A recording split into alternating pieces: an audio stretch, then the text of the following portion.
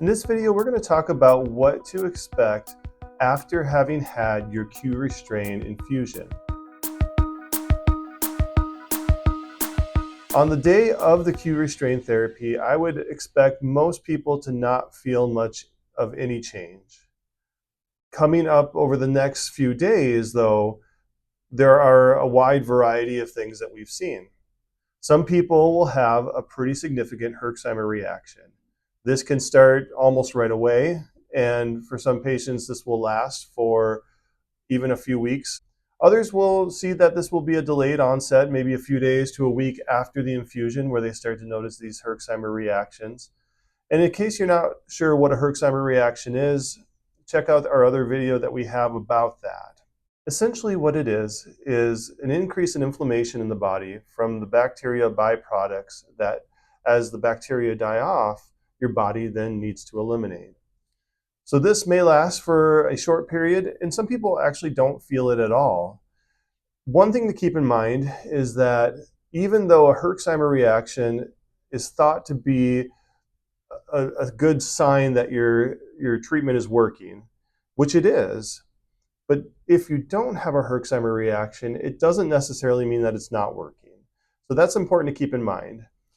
For the first month after Q-REstrain, most people will feel roughly the same as they did when they started treatment, or maybe a little bit better. There are some patients who seem to have quite a drastic response and notice a really good response in that first month, but that's not the majority. The most common thing that we see is not much change. Where we do start to see changes typically will occur between 1 month to 3 to 4 months after the infusion. That's when it seems that things start to turn a corner, where you start to notice improvements from your symptoms. The other thing to keep in mind is that during this time frame, you're going to potentially experience ups and downs. It doesn't always continue in one linear progression. So you may have days where you still feel worse, and then there will be days where you feel better. So it works just like any other Lyme treatment seems to work. It has that same type of effect. It's just that you're not taking a pill every day for this to work for you.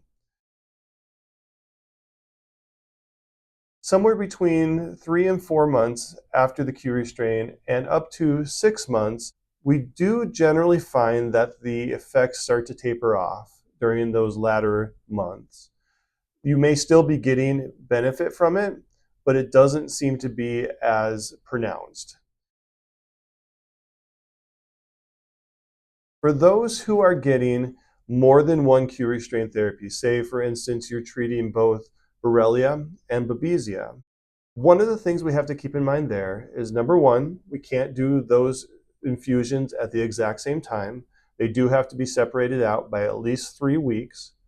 And because we're doing a couple of different treatments, you might see a little bit of a different response. If you're doing them 3 weeks apart, you might be herxing for quite a while.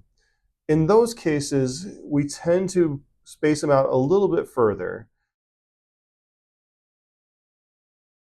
Most patients need at least a couple of rounds of this particular treatment to get better. If you think about it, chronic Lyme doesn't usually get cured in 6 months.